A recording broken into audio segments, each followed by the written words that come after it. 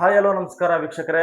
ಇವತ್ತು ನಾವಿದ್ದೀವಿ ಕರ್ನಾಟಕ ರಾಜ್ಯ ಗಾಣಿಗ ಅಭಿವೃದ್ಧಿ ನಿಗಮದ ಅಧ್ಯಕ್ಷರು ಹಾಗೂ ವಕೀಲರು, ಮಾಜಿ ಮೇಯರ್ ಆದಂಥ ಮೈಸೂರು ಅನಂತರವರ ಜೊತೆ ನಾವಿದ್ದೀವಿ. ಇವತ್ತು ಗಾಣಿಗರಿಗೆ ಯಾವ ರೀತಿ ಅನುಕೂಲ ಆಗುತ್ತೆ ಅಭಿವೃದ್ಧಿ ನಿಗಮದಿಂದ ಮತ್ತು ಇವರ ಹಿನ್ನೆಲೆ ಏನು, ಹಾಗೂ ಮಾಜಿ ಮುಖ್ಯಮಂತ್ರಿಗಳಾದಂಥ ಸಿದ್ದರಾಮಯ್ಯರವ್ರ ಜೊತೆ ಇವರ ಒಡನಾಟ ಹೇಗಿತ್ತು ಮತ್ತು ಈ ಅಭಿವೃದ್ಧಿ ನಿಗಮದಿಂದ ಗಾಣಿಗರಿಗೆ ಏನೆಲ್ಲ ಸಹಾಯ ಆಗ್ಬೋದು ಅನ್ನೋದ್ರ ಬಗ್ಗೆ ಮಾಹಿತಿಯನ್ನು ಪಡೆದುಕೊಳ್ತಾ ಹೋಗೋಣ. ಸರ್ ನಮಸ್ತೆ.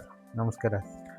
ಸರ್, ತಾವು ಮೂಲ ಯಾವ ಊರಿನವರು, ತಾವು ಏನಾಗಿದ್ರಿ, ಈಗ ಅಧ್ಯಕ್ಷ ಆಗಿದ್ದೀರಿ, ಈಗ ನಿಮ್ಮ ಮೂಲ ಉದ್ದೇಶ ಏನು ಮತ್ತು ಯಾವ ರೀತಿ ಗಾಣಿಗರನ್ನ ಮುಂದೆ ತರ್ತೀರಿ? ನಾನು ಮೈಸೂರು ನಗರದ ನಿವಾಸಿಯಾಗಿದ್ದೇನೆ. ಅಲ್ಲೇ ನಾನು ನಗರಸಭೆ ಸದಸ್ಯನಾಗಿ, ನಗರ ಪಾಲಿಕೆ ಸದಸ್ಯನಾಗಿ 3 ಬಾರಿ ಆಯ್ಕೆಯಾಗಿದ್ದೇನೆ ಅಲ್ಲಿ. ಮತ್ತು ಪ್ರಥಮ ನಗರ ಪಾಲಿಕೆ ಆದಂಥ ಸಂದರ್ಭದಲ್ಲಿ ಮೇಯರ್ ಆಗಿ ಕೆಲಸವನ್ನು ಮಾಡಿದ್ದೇನೆ. ನಗರ ಪಾಲಿಕೆಯಲ್ಲಿ ವಿರೋಧ ಪಕ್ಷದ ನಾಯಕನಾಗಿ, ಆಡಳಿತ ಪಕ್ಷದ ನಾಯಕನಾಗಿ, ಎಲ್ಲ ಸ್ಥಾಯಿ ಸಮಿತಿಗಳ ಅಧ್ಯಕ್ಷನಾಗಿ ಕೆಲಸವನ್ನು ಮಾಡಿದ್ದೇನೆ ನಾನು. ಸರ್, ತಮ್ಮದು ಮತ್ತು ಸಿದ್ದರಾಮಯ್ಯವರು ಒಡನಾಟ ಇತ್ತು ಸರ್, ಯಾಕಂದರೆ ಅವರು ಅಹಿಂದ ನಾಯಕರು, ನಾವು ಕೂಡ ಹಿಂದುಳಿದಂಥ ವರ್ಗದವರು, ಅವರು ಹಿಂದುಳಿದ ವರ್ಗದಿಂದನೇ ಬಂದು ಬೆಳೆದಂಥವ್ರು. ತಮ್ಮ ಅವರ ಒಡನಾಟ ಹೇಗಿದೆ ಸರ್? ಒಡನಾಟ ಅಂದರೆ ಅವರು ಜನತಾ ಪಾರ್ಟಿಲಿದ್ದಾಗ ನಾವೆಲ್ಲ ಒಟ್ಟಿಗೆ ಇದ್ದಂಥವ್ರು. ನಾವು ಅವರು ಜೊತೆಲೇ ಪಾರ್ಟಿಯಲ್ಲಿ ಕೆಲಸ ಮಾಡಿದಂಥವ್ರು.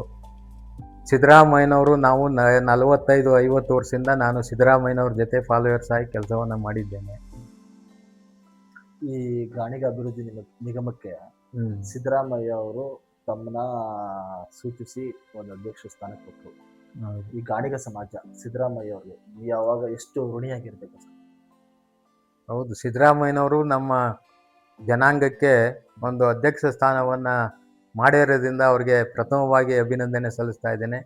ಅವ್ರು ಯಾವಾಗಲೂ ನಮ್ಮ ಜನಾಂಗ ಅಂತಲ್ಲ, ಯಾವುದೇ ಹಿಂದುಳಿದ ಜನಾಂಗಕ್ಕೆ ಎಲ್ಲರೂ ಅಭಿವೃದ್ಧಿ ಆಗಬೇಕು, ಸ್ವಾವಲಂಬಿಗಳಾಗಬೇಕು, ವಿದ್ಯಾವಂತರಾಗಬೇಕು ಅನ್ನೋ ಒಂದು ಪ್ರಯತ್ನ ಅವ್ರು ಯಾವತ್ತೂ ಮಾಡ್ತಾ ಇರ್ತಾರೆ. ಅದಕ್ಕೋಸ್ಕರ ನಾವು ಅವರು ಸಿದ್ದರಾಮಯ್ಯನವ್ರ ಜೊತೆ ನಾವೆಲ್ಲ ಒಟ್ಟಿಗೆ ಇರೋದು. BJPಯಿಂದ ಸಹಾಯ ಆಗಿದೆ ಅಂತ ಏನು ಸಹಾಯ ಮಾಡೋಕ್ಕೆ ಯಾರ ಕೈಲೂ ಸಾಧ್ಯ ಆಗಿಲ್ಲ. ಈಗ ಮಾನ್ಯ ಹಿಂದೆ BJ ಪುಟ್ಟಸ್ವಾಮಿಯವರು ಮಂತ್ರಿ ಆದಂಥ ಸಂದರ್ಭದಲ್ಲಿ, ಅವರು MLC ಆದಂಥ ಸಂದರ್ಭದಲ್ಲಿ ಈಗ ನಮ್ಮ 2Aಗೆ ಸೇರಿಸ್ಬೇಕು ಅನ್ನೋ ಒಂದು ಹೋರಾಟವನ್ನು ಮಾಡಿ ಅದರಲ್ಲಿ ಅವರು ಪ್ರಯತ್ನದಲ್ಲಿ ಅವರು ಸಕ್ಸಸ್ ಆಗಿ ನಮ್ಮ ಜನಾಂಗ 2Aಗೆ ಸೇರಿಸಿ ಅದರಿಂದ ಅನೇಕ ಉಪಯೋಗಗಳು ನಮ್ಮ ಜನಾಂಗಕ್ಕಾಗಿದೆ.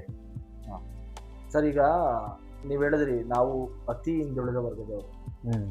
ಕರ್ನಾಟಕದಲ್ಲಿ ಸುಮಾರು 40-45 ಲಕ್ಷ ಜನ ಇದ್ದೀವಿ. ನಮ್ಮಲ್ಲಿ ಯಾಕೆ ಯಾರು ಶಾಸಕರಾಗ್ತಾ ಇಲ್ಲ ಸರಿಯಾಗಿ? ಯಾಕೆ ಈ ರಾಜಕಾರಣಕ್ಕೆ ಬರ್ತಾ ಇಲ್ಲ?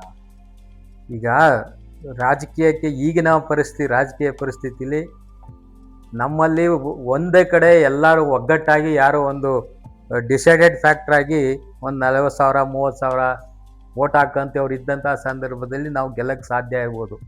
ಈಗಿನ ಪರಿಸ್ಥಿತಿಲಿ ಏನಾಗಿದೆ, ನಾವೆಲ್ಲ ಒಂದೊಂದು ಕಾನ್ಸ್ಟಿಟ್ಯೂನ್ಸಿಲಿ 2,000 1,000 5,000 ಇರೋದ್ರಿಂದ ಅಲ್ಲೇನಾಯ್ತು, ಬೇರೆ ಕಮ್ಯುನಿಟಿಯವರು ಯಾರು ಹೆಚ್ಚಾಗಿರ್ತಾರೆ ಅವರು ಗೆಲ್ಲಕ್ಕಂತ ಸಾಧ್ಯ ಆಗ್ತೈತೆ. ಅದಕ್ಕೋಸ್ಕರ ಗೆಲ್ಲಕ್ಕೆ ಸಾಧ್ಯ ಇಲ್ಲ. ಮತ್ತು ಇವತ್ತಿನ ರಾಜಕೀಯದಲ್ಲಿ ಹಣಕಾಸಿನ ಪರಿಸ್ಥಿತಿನೂ ಭಾಳ ಅವಶ್ಯಕತೆ ಇದೆ. ನಮ್ಮಲ್ಲಿ ಎಲೆಕ್ಷನ್ ನಿಂತ್ಕೊಂಡು ಲಕ್ಷಾಂತರ ರೂಪಾಯಿ ಕೋಟ್ಯಾಂತರ ರೂಪಾಯಿ ಖರ್ಚು ಮಾಡೋ ಅಂಥ ಜನ ಯಾರು ಇಲ್ಲದೆ ಇರೋದ್ರಿಂದ ಅವರು ರಾಜಕೀಯಕ್ಕೆ ಬರಲಿಕ್ಕೆ ಹಿನ್ನೆಲೆ ಹೊಡಿತಾ ಇರೋದ್ರಿಂದ ನಾವು ರಾಜಕೀಯವಾಗಿ ಮುಂದೆ ಬರೋಕ್ಕೆ ಸಾಧ್ಯ ಆಗಿಲ್ಲ. ಅದು ಸರ್, ಈಗ ಗಾಣಿಗ ಜನಾಂಗದವರು ಮೂಲ ಎಣ್ಣೆ ಉತ್ಪತ್ತಿ ಮಾಡಿ ಬಂದಿರ್ತಾರೋ, ಈ ವಿಜಯನಗರ ಸಂಸ್ಥಾನ ಕಾಲದಲ್ಲಿ ಗಾಣಿಗರು ಎಳ್ಳು ಮತ್ತು ಎತ್ತು, ಗಾಣ, ಭೂಮಿಗಳನ್ನು ದಾನ ಮಾಡೋದಂತ ಗಾಣಿಗರು ನಾವು. ಆದರೆ ಇವತ್ತು ನಾವು ಅತಿ ಹಿಂದುಳಿದಿರತಕ್ಕಂಥ ಕಾರಣ ಏನು ಸರ್? ಅದು ಕಾರಣ ಅಂದರೆ ನಮ್ಮಲ್ಲಿ ಅದಕ್ಕೆ ಹೆಚ್ಚಿನ ಒಂದು ಗಾಣಿಗರ ಅಭಿವೃದ್ಧಿಗೆ ಹೆಚ್ಚಿನ ಒಂದು ಪ್ರೋತ್ಸಾಹ ಕೊಡುವಂಥ ಜನ ಅಲ್ಲಿ ಯಾರನ್ನು ನಾವು ಹೆಚ್ಚಾಗಿ ಕಾಣಲಿಲ್ಲ. ಆಮೇಲೆ ವಿದ್ಯಾವಂತರನ್ನ ಮಾಡಲಿಕ್ಕೆ ಸಾಧ್ಯ ಆಗಿಲ್ಲ. ನಮ್ಮಲ್ಲಿ ಏನಾಗ್ತಾಯಿತ್ತು ಅಂದರೆ, ಇವತ್ತೂ ನೋಡಿ ನಮ್ಮ ಕರ್ನಾಟಕದಲ್ಲಿ ಎಲ್ಲೇ ಹೋದ್ರೂ ನಮ್ಮಲ್ಲಿ ಒಬ್ಬ IAS ಆಫೀಸರ್ ಸರಿಯಾಗಿಲ್ಲ, KS ಆಫೀಸರ್ ಇಲ್ಲ, ಪೊಲೀಸ್ ಆಫೀಸರ್ ಇಲ್ಲ. ಇವರು ಒಂದು ಜಿಲ್ಲೆಯಲ್ಲಿ ಒಬ್ಬ ಜಿಲ್ಲಾಧಿಕಾರಿ ಆದರೆ ಅವನು ಅವಾಗ ಗುರುತಿಸ್ತಾರೆ ಜನ, ಇದು ಜನಾಂಗದವನು, ಇವ್ರೇನೋ ಮಾಡ್ತಾವ್ರೆ ಅಂತ. ಈಗ ನಮ್ಮಲ್ಲಿ ಯಾರು ಅಧಿಕಾರಿಗಳು ಇಲ್ಲ, ರಾಜಕಾರಣಿನೂ ಮುಂದೆ ಬರ್ಲಿಕ್ಕೆ ಸಾಧ್ಯ ಇಲ್ಲ.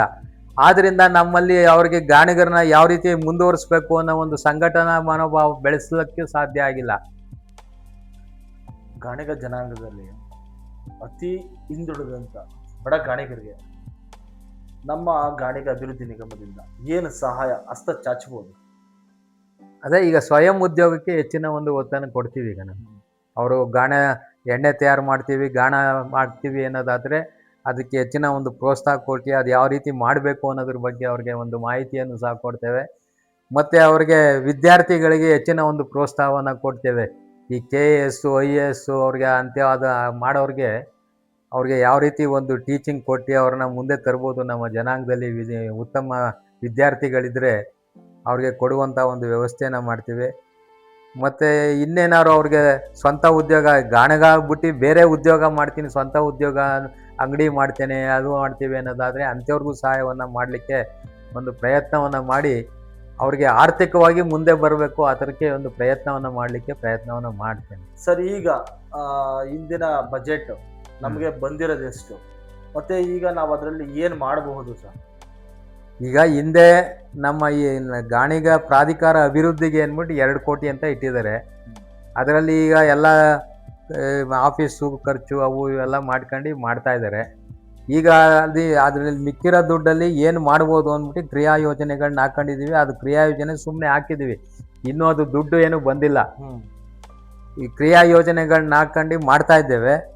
ಅದು ಹೆಚ್ಚಿನ ಅನುದಾನ ಬಂದಂಥ ಸಂದರ್ಭದಲ್ಲಿ ಅದನ್ನು ಎಲ್ಲರನ್ನ ಕರೆದು ನಮ್ಮ ಜನಾಂಗದ ಎಲ್ಲ ಮುಖಂಡರುಗಳನ್ನ ಕರೆದು ನಮ್ಮ ಜನಾಂಗರ ಅಭಿವೃದ್ಧಿಗೆ ಯಾವ ರೀತಿ ಕಾರ್ಯಕ್ರಮಗಳನ್ನ ರೂಪಿಸ್ಕೋಬೇಕು ಅನ್ನೋದ್ರ ಬಗ್ಗೆ ಚಿಂತನೆಯನ್ನು ಮಾಡಿ ಅವರೆಲ್ಲರ ಒಂದು ಅಭಿಪ್ರಾಯಗಳನ್ನ ಸಂಗ್ರಹ ಮಾಡಿ ಅದಕ್ಕೆ ಹೆಚ್ಚಿನ ಒಂದು ನಮ್ಮ ಜನಾಂಗದ ಅಭಿವೃದ್ಧಿಗೆ ಏನು ಕಾರ್ಯವನ್ನು ಮಾಡಬೇಕು ಅಂತ ಅದನ್ನು ಮಾಡಲಿಕ್ಕೆ ಒಂದು ಪ್ರಯತ್ನವನ್ನು ಮಾಡ್ತೇನೆ ಸದ್ಯದಲ್ಲೇ. ನಾನು ಯಾಕೆ ಈ ಪ್ರಶ್ನೆ ಕೇಳಿದೆ ಅಂದರೆ ತಮಗೆ ಕೆಲವು ಅಪಪ್ರಚಾರಗಳೇ ನಡೀತಾ ಇರ್ತದೆ. ಯಾವುದೇ ಒಂದು ಸಮುದಾಯ ಮುಂದೆ ಬರಬೇಕು, ಯಾವುದೇ ಒಂದು ಸಮುದಾಯ ತಾನು ಜಗತ್ತಿನ ಮುಂದೆ ತಾನು ದೊಡ್ಡ ಸಮುದಾಯ ಅಂತ ಗುರುತಿಸ್ಕೋಬೇಕು ಅಂಥದ್ದೇನಾದ್ರೂ ಇದ್ದರೆ ಆ ಸಮುದಾಯದ ಕೆಲವರು ಅಪಪ್ರಚಾರಗಳಿಂದ ಆ ಸಮುದಾಯ ನೆಲಗುದಿಗೆ ಬೀಳ್ತದೆ. ಮತ್ತು ನಮ್ಮಲ್ಲಿ ಒಳಪಂಗಡಗಳಿದೆ, ನಮ್ಮಲ್ಲಿರೋ ಒಳಪಂಗಡಗಳೆಲ್ಲ ಸೇರಿ ನಾವು ಗಾಣಿಗರು ಅಂತ ಹೇಳ್ತೀವಿ. ಇವರು ಆ ಒಳಪಂಗಡ, ಇವರು ಇನ್ನೊಂದು ಒಳಪಂಗಡ, ನಾವು ಗಾಣಿಗರಲ್ಲ ಅಂತ ಹೇಳಲ್ಲ. ನಾವೆಲ್ಲರೂ ಗಾಣಿಗರೇ. ಆದ್ರೆ ನಮ್ಮಲ್ಲಿ ಒಡಕುಗಳು ಬರ್ತವೆ. ಸಾಮಾನ್ಯವಾಗಿ ತಮ್ಮ ವೈಯಕ್ತಿಕವಾಗಿ ಕೇಳೋದಾದ್ರೆ, ಮೊನ್ನೆ ತಾವು ಗಾಡಿಲಿ ಹೋಗ್ಬೇಕಾದ್ರೆ ಒಂದು ಗಾಡಿ ಟಚ್ ಆಯ್ತು, ಆಕ್ಸಿಡೆಂಟ್ ಆಯ್ತು. ಭಗವಂತನ ಕೃಪೆಯಿಂದ ತಮ್ಗೇನೂ ಆಗ್ಲಿಲ್ಲ ಅಲ್ವಾ? ಈ ಇದ್ರ ಬಗ್ಗೆ ಮಾತಾಡ್ತಾರೆ. ನಿಮ್ಗೆ ಇಲ್ಲ ಅವ್ರ ಮಗನ್ನ ತಗೊಂಡಿದ್ದಾರೆ, ಅವ್ರ ಮಗನ್ನ ಅಪಾಯಿಂಟ್ ಮಾಡ್ಬಿಟ್ಟಿದ್ದಾರೆ, ಮತ್ತೆ ಇವರು ದುಡ್ಡು ಬಂದಿದೆ, ಇದನ್ನೇನು ಖರ್ಚು ಮಾಡ್ತಾರೆ, ಈ ರೀತಿ ಅಪಪ್ರಚಾರಗಳೆಲ್ಲ ಏನ್ ಮಾಡ್ತಾರಲ್ಲ, ಇದು ಎಲ್ಲಿ ಸಮುದಾಯದಲ್ಲಿ ಒಂದು ಕೆಟ್ಟ ಮನೋಭಾವನೆಗಳು ಬರುತ್ತೆ. ಮತ್ತೆ ಸಮುದಾಯಗಳು ಮುಂದೆ ಬರೋದಿಲ್ಲ ಈ ಅಪಪ್ರಚಾರಗಳಿಂದ. ಯಾಕಂದ್ರೆ ನಮ್ದು ಇರೋದೇ ಸಣ್ಣ ಸಮುದಾಯ. ರಾಜಕೀಯವಾಗಿ ನೋಡೋದಾದ್ರೆ ನಮ್ಮಲ್ಲಿ ಕೆಲವು ನಾಯಕರಿದ್ದಾರೆ, ರಾಜಕೀಯ ನಾಯಕರು. ಅಂಥದ್ರಲ್ಲಿ ಈ ಸಮುದಾಯಗಳ ಬಗ್ಗೆ ಈ ರೀತಿ ಅಪಪ್ರಚಾರಗಳನ್ನ ಮಾಡ್ತಾ ಹೋದ್ರೆ ಈ ಸಮುದಾಯ ಯಾವಾಗ ಮುಂದೆ ಬರುತ್ತೆ, ಯಾವಾಗ ಬೆಳೆಯುತ್ತಿದೆ? ಈಗ ನಮ್ಮಲ್ಲಿ ಒಂದು ಕೆಲವೇ ಜನ ಆ ಥರ ಇದ್ದಾರೆ. ಅದರಿಂದ ನಮ್ಮ ಸಮಾಜದಲ್ಲಿ ಮುಂದೆ ಬರಬೇಕು, ಯಾರು ಒಂದು ಒಳ್ಳೆ ಕೆಲಸ ಮಾಡಬೇಕು ಸಾಮಾಜಿಕವಾಗಿ ಆರ್ಥಿಕವಾಗಿ ಅಂತ ಹೇಳಿದಾಗ ಇಂಥ ಅಪಪ್ರಚಾರದಿಂದನೇ ಯಾರೂ ಮುಂದೆ ಬರೆದು ಸಂಘಟನೆ ಮಾಡ್ಲಿಕ್ಕೆ ಸಾಧ್ಯ ಆಗಿಲ್ಲ. ಅದಕ್ಕೋಸ್ಕರ ಹಿಂಗೆ ಮಾಡ್ತಾವ್ರಲ್ಲ ಅಂತ ಹೇಳಿ ನಾವು ನಿರಾಸರಾಗೋದು ಬೇಕಾಗಿಲ್ಲ. ಹೌದು, ಅವನು ಮಾಡ್ತಾರೆ, ಪ್ರಚಾರಕ್ಕೋಸ್ಕರ ಮಾಡ್ತಾ ಇರೋದಂಥ ಸಂದರ್ಭದಲ್ಲಿ ಯಾವುದೇ ಒಂದು ಅಪಪ್ರಚಾರ ಮಾಡಬೇಕು ಅಂದರೆ ಅದಕ್ಕೆ ಸರಿಯಾದ ಮಾಹಿತಿ ಇರಬೇಕು. ಮಾಹಿತಿ ಇಲ್ಲದೆ ಸುಮ್ಮನೆ ಈಗ ನಾನು ಗಾಡಿ ತಗೊಂಬರ್ತಾ ಇದ್ದೆ, ನನ್ನ ಮಗ 20 ವರ್ಷದಿಂದ ನನಗೆ ಖಾಸಗಿ ವಾಹನ, ನನ್ನ ಸ್ವಂತ ವಾಹನ, ಅದು ನಂದು ಪಾರ್ಟಿ ಗಾನ, ಅದು ಆ ವಾಹನದಲ್ಲೇ 20 ವರ್ಷದಿಂದ ಓಡಾಡ್ತಾ ಇದ್ದೀನಿ. ನನ್ನ ಮಗನೇ ಓಡಿಸ್ತಾ ಇದ್ದ. ಯಾಕಂದ್ರೆ ಅಲ್ಲಿ ಒಬ್ಬ ಡ್ರೈವರ್ ಮಡಿಕೊಂಡ್ರು ಅದಕ್ಕೆ ನಾನು ಸಂಬಳ ಕೊಡಬೇಕು. ಹೌದು, ನಾನು ಸಂಬಳ ಕೊಟ್ಕೊಂಡು ಎಲ್ಲಿಂದ ಮಾಡೋದು ನಾನು ಅನ್ನೋದು ನನ್ನ ಮಗನೇ ಓಡಿಸ್ತಾ ಇದ್ದ. ಅವನು ಬೇರೆ ಕೆಲಸ ಮಾಡ್ತಾನೆ, ಸಮಯ ಬಂದಾಗ ನಾನು ಕೆಲಸ ಮಾಡ್ತಾನೆ. ಅವನು ಬ್ಯಾಂಕ್ ಸಾಲ ಕೊಡ್ಸೋಂಥ ಕೆಲಸಗಳು ಒಂದು ಆಫೀಸ್ ಮಾಡ್ಕೊಂಡು ಮಾಡ್ತಾ ಇದ್ದಾನೆ. ಏನಾದ್ರು ಆಫೀಸ್ ಕೆಲಸ ಇದ್ದಾಗ ನಮ್ಮ ಗಾಡಿಲೇ ಓಡಾಡ್ತಾ ಇದ್ದು. ಆವತ್ತು ತಾತ್ಕಾಲಿಕವಾಗಿ ಒಂದು ವಾಹನವನ್ನು ಕೊಟ್ಟರು ನನಗೆ. ಆಫೀಸಿಂದ ಕೊಟ್ಟಿತ್ತಿಲ್ಲ, ಗಾಣಿಗ ಅಭಿವೃದ್ಧಿ ನಿಗಮಕ್ಕೆ ಇದುವರೆಗೂ ಒಂದು ವೆಹಿಕಲ್ ಅಲಾಟ್ ಆಗಿಲ್ಲ ಸ್ವಂತ.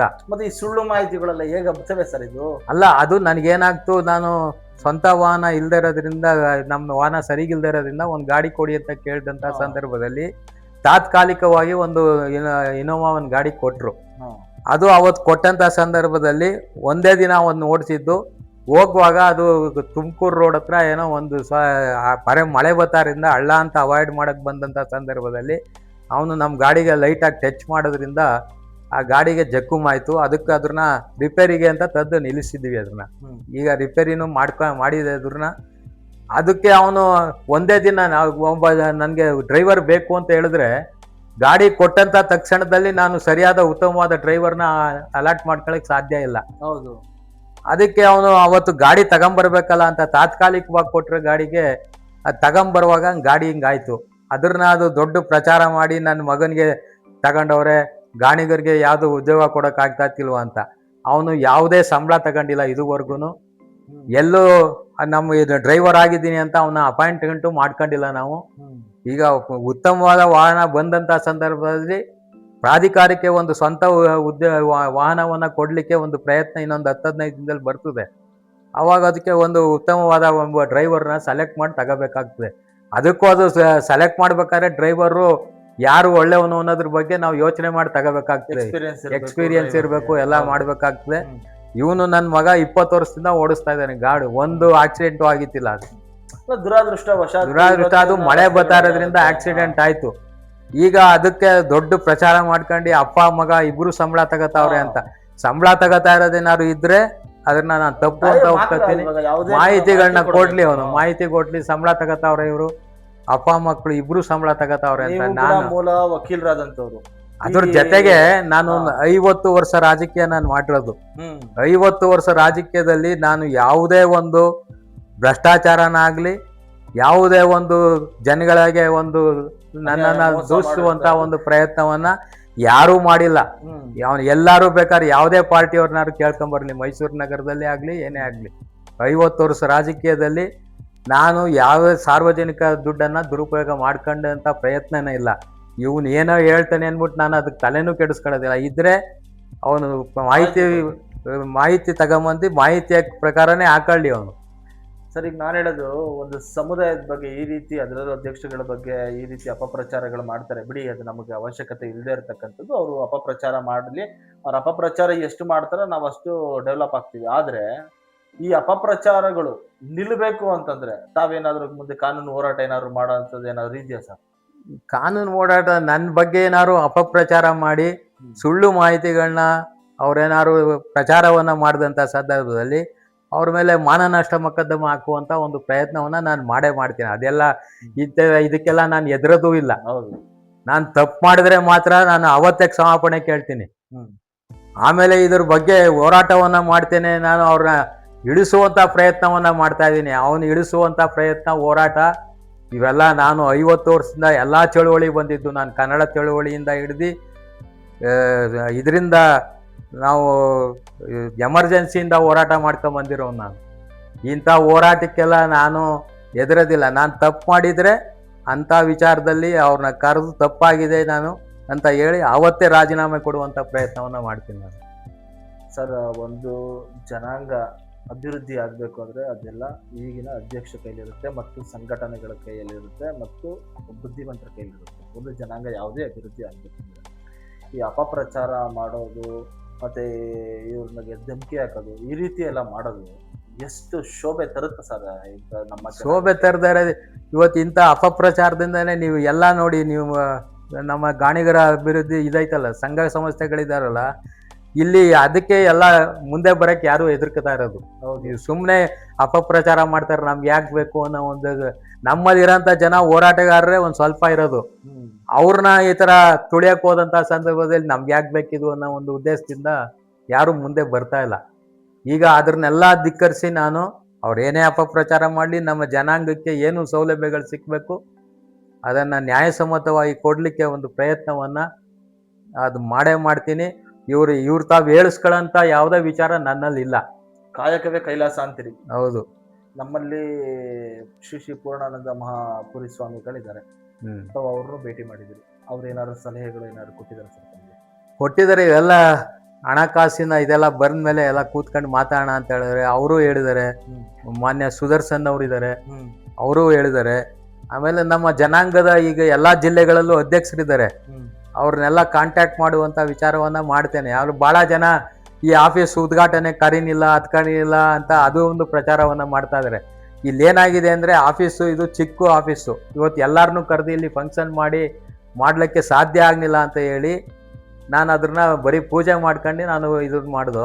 ಅದಕ್ಕೂ ಒಂದು ಪ್ರಚಾರ ನೀವು ಒಬ್ಬರೇ ಮಾಡ್ಕೊಂಡ್ರಿ ಪೂಜೆ ಏನು ಅಂತ ಈ ಜಿಲ್ಲಾವಾರು ಅಧ್ಯಕ್ಷರುಗಳನ್ನ ಒಂದೊಂದ್ಸತಿ ಕರೆದಿ ಮಾತಾಡಿ ನಿಮ್ಮ ಅಭಿಪ್ರಾಯಗಳೇನು, ಇದು ಅಭಿವೃದ್ಧಿಗೆ ಏನು ಮಾಡಬೇಕು, ನಿಮ್ಮ ಸಹಕಾರ ಏನು ಅನ್ನೋದ್ರ ಬಗ್ಗೆನೂ ಎಲ್ಲರ ಜಿಲ್ಲಾ ಅಧ್ಯಕ್ಷರುಗಳನ್ನ ಒಂದೊಂದು ಬಾರಿ ಕರೆದಿ ಅವ್ರನ್ನ ಕಾಂಟ್ಯಾಕ್ಟ್ ಮಾಡ್ತೀನಿ ಅವ್ರನ್ನೆಲ್ಲ.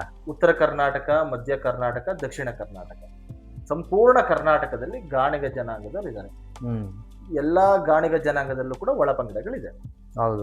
ಇವ್ರನ್ನೆಲ್ಲ ಹೇಗೆ ಜೊತೆ ತಗೊಂಡ್ಬರ್ತೀರಾ ಸರ್ ತಾವು? ನಮ್ಮ ಗಾಣಿಗ ಅಂತ ಯಾರು ಹೇಳ್ತಾ ಇದ್ದಾರೆ ಅವ್ರನ್ನೆಲ್ಲ ಉತ್ತರ ಕರ್ನಾಟಕದಿರ್ಬೋದು, ದಕ್ಷಿಣ ಕರ್ನಾಟಕದಿರ್ಬೋದು, ಕರಾವಳಿ ಪ್ರದೇಶದಲ್ಲಿ ಇರತಕ್ಕಂಥ ಗಾಣಿಗರನ್ನ ಅವ್ರನ್ನೆಲ್ಲರನ್ನ ಒಂದು ಸಹಕಾರದಿಂದ ಒಂದು ನಮ್ಮ ಜನಾಂಗನ ಒಗ್ಗೂಡಿಸಿ ಒಂದು ಪ್ರಯತ್ನವನ್ನ ಮಾಡ್ತೇನೆ. ಇದು ಒಳ ಪಂಗಡಗಳೆಲ್ಲ ಇದೆ ಎಲ್ಲ ಕಡೆನೂ. ಆದರೆ ಇವತ್ತು ಗಾಣಿಗ ಅಂತ ಹೇಳ್ಕೊಂಡು ನಮ್ಮ ಸ್ಟ್ರೆಂತ್ ತೋರಿಸ್ಬೇಕಾದ್ರೆ ನಾವೆಲ್ಲರೂ ಒಗ್ಗಟ್ಟಾಗಿ ಕೆಲಸವನ್ನ ಮಾಡಬೇಕಾಗ್ತದೆ. ಆ ಕೆಲಸವನ್ನ ನಾನು ಎಲ್ಲರನ್ನ ಒಗ್ಗೂಡಿಸಿ ಒಂದು ಪ್ರಯತ್ನವನ್ನ ಮಾಡುವಂತ ಪ್ರಯತ್ನವನ್ನ ಮಾಡ್ತೇನೆ. ಸರ್, ಗಾಣಿಗ ಜನಾಂಗದಲ್ಲಿ ಈಗಿನ ಅಧ್ಯಕ್ಷರಾದಂಥ ತಾವು ಏನೇನು ಸಾಧನೆ ಮಾಡಬಹುದು ಅಂತ ಗುರಿ ಇಟ್ಕೊಂಡಿದ್ದೀರಿ? ಈಗ ಜಿಲ್ಲಾವಾರು ಪ್ರವಾಸವನ್ನ ಮಾಡಿ ನಮ್ಮ ಜನಾಂಗದಲ್ಲಿ ಭಾಳ ಅತಿ ಬಡವರು ಯಾರಿದ್ದಾರೆ, ಭಾಳ ರಾಜಕೀಯವಾಗಿ, ಸಾಮಾಜಿಕವಾಗಿ, ಶೈಕ್ಷಣಿಕವಾಗಿ ಯಾರು ಹಿಂದುಳಿದಿದ್ದಾರೆ ಅವ್ರನ್ನ ಗುರುತಿಸುವಂಥ ಪ್ರಯತ್ನವನ್ನ ಅಲ್ಲಿ ಜಿಲ್ಲಾವಾರು ಅಧ್ಯಕ್ಷರ ಮುಖಾಂತರ ಸಂಪರ್ಕಿಸಿ ನಿಜವಾಗ್ಲೂ ಯಾರಿಗೆ ನೀಡಿದೆ ಅಂತ ಸಹಾಯ ಮಾಡುವಂಥ ನೀಡಿದೆ ಅಂಥವ್ರಿಗೆ ಸಹಾಯವನ್ನು ಒಗ್ಗೂಡಿಸಿ ಮಾಡುವಂಥ ಪ್ರಯತ್ನವನ್ನ ನಾನು ಎಲ್ಲ ಜನಾಂಗ, ನಮ್ಮ ಸಬ್ ಕ್ಯಾಸ್ಟ್ ಯಾರೇ ಇರಲಿ, ನಮ್ಮ ಗಾಣಿಗ ಅಂತ ಯಾರು ಹೇಳ್ತಾರೆ ಅವ್ರನ್ನೆಲ್ಲರೂ ಒಗ್ಗೂಡಿಸಿ ನಿಜವಾಗ್ಲೂ ಯಾರಿಗೆ ಸಲ್ಲಬೇಕು ನೀಡಿರೋಂಥ ಪರ್ಸನ್ ನಮ್ಮ ಜನಾಂಗಕ್ಕೆ ಹಿಂದುಳಿದವ್ರಿಗೆ ಅವ್ರಿಗೆ ಸಹಾಯ ಮಾಡುವಂಥ ಪ್ರಯತ್ನವನ್ನ ಮಾಡೇ ಮಾಡ್ತೇನೆ. ಅದು ಗಾಣಿಗ ಅಭಿವೃದ್ಧಿ ನಿಗಮದ ಅಧ್ಯಕ್ಷರ ಮಾತಾಗಿತ್ತು. ಮುಂದೆ ಇನ್ನೊಬ್ಬ ಅತಿಥಿಗಳೊಂದಿಗೆ ತಮ್ಮ ಮುಂದೆ ಬರ್ತೀನಿ. ನಮಸ್ಕಾರ.